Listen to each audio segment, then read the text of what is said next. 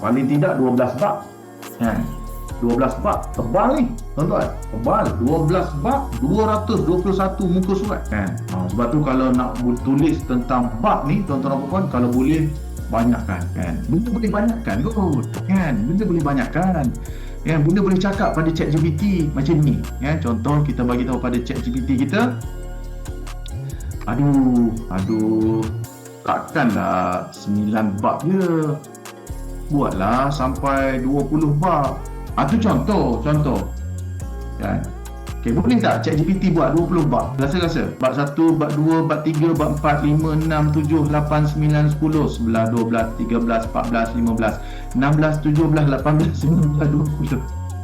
Faham tak guys? Siapa faham komen? Oh macam tu. Iyalah tuan-tuan dan puan, macam ni lah kan. Barulah orang tengok, gila sampai 20 bab dia baru mula kagum.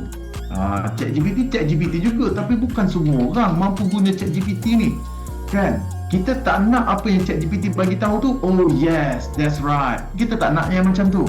Bila kita dah duduk sampai level nak mengeluarkan karya kita sendiri ni, kita bukan bawah ChatGPT, kita kena di atas ChatGPT. ChatGPT ni alat je. ChatGPT ni umpama tukul je